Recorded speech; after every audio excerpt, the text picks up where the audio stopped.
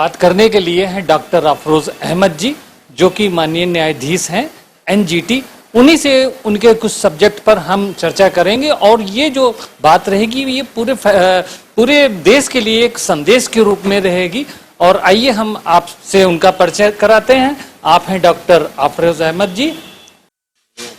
तो सवालों का सिलसिला हम शुरू करते हैं। सबसे पहला डॉक्टर साहब सवाल है कि राष्ट्रीय हरित प्राधिकरण किस तरह कार्य करता है? राष्ट्रीय हरित न्यायाधिकरण है, जिसका प्रधान न्यायपीठ जो है दिल्ली में है, और इसके दूसरे जो राज्य के पीठ हैं, सबके ज्यूरिडिक्शन हैं, वो एक भोपाल में है, एक चेन्नई में है, एक पूना में है और एक जो है कलकत्ता में है। तो प्रधान न्यायपीठ जो है दिल्ली में है, मैं उसमें इस समय कार्यरत हूँ। और राष्ट्रीय जो न्यायाधिकरण है उसका जो कार्यक्षेत्र है पूरा हिंदुस्तान है, और पर्यावरण से जुड़े हुए जितने भी मामले हैं देश के, चाहे वो जल हो, चाहे जमीन हो, चाहे जंगल हो, आसमान हो, शहरीकरण हो, कोई भी मुद्दे जो पर्यावरण से जुड़े हैं वो हरित न्यायाधिकरण के दायरे में आते हैं, उसके कार्यक्षेत्र में आते हैं, उसका ज्यूरिडिक्शन है। और कोई ऐसे मामले जो हमारे पास आते हैं उस पर हम एडजुडिकेट करते हैं, उस पर हम न्याय देते हैं।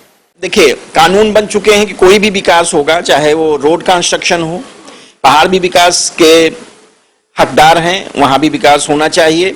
लेकिन पहले ऐसे कानून नहीं थे कि पर्यावरण का आकलन किया जाए अगर कोई परियोजना लागू होती है।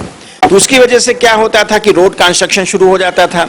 रोड कंस्ट्रक्शन होने से वहाँ का जो मिट्टी है, खासतौर से हिमालय का इलाका, हिमालय बड़ा अभी यंग या नौजवान माउंटेन है जिसमें गतिविधियां होती रहती हैं, और भूस्खलन बहुत ज़्यादा होता था, क्योंकि जो भी वाटर रिसोर्स थे, जो भी स्प्रिंग्स थे, वो प्रभावित हो जाते थे।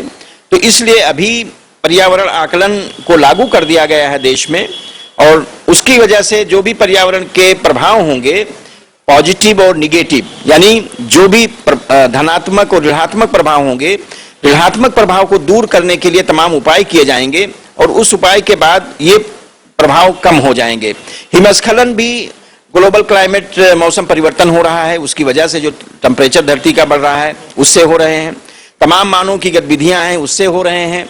तो वो सब चीज़ें ज़रूरी हैं कि ध्यान में दी जाएं, और आज सरकारें बहुत चिंतित हैं, चाहे वो राज्य की सरकारें हों, भारत सरकार हो, बहुत चिंतित है कि पर्यावरण को कैसे बचाया जाए और उसका कैसे प्रबंधन किया जाए। मैं समझ गया, बहुत बड़ा खतरा है। मैंने अभी एक निर्णय दिया है, खासतौर से नोएडा के लिए, जो सड़क के किनारे बर्न्स होते हैं, वो किनारों पर प्लांटेशन की जगह, हरियाली की जगह पर उसको पक्काकरण करते थे।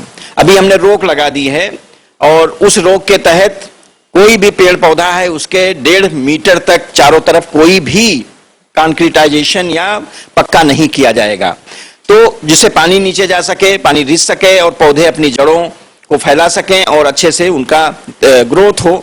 तो इस तरह से कंक्रीटाइजेशन की हमने खुद आदेश किया है अभी नोएडा में, और पूरे देश में भी हम लागू करने की कोशिश कर रहे हैं कि कंक्रीटाइजेशन बहुत कम हो, जरूरत है उसकी, लेकिन परफोरेटेड हो, ऐसे टाइल्स बनाए जाएं जिससे पानी रिस सके, जिससे कि पर्यावरण को नुकसान ना हो और वहाँ के वनस्पतियों को नुकसान ना हो। पूरे विश्व के लिए है, और उसमें हिंदुस्तान भी अछूता नहीं है।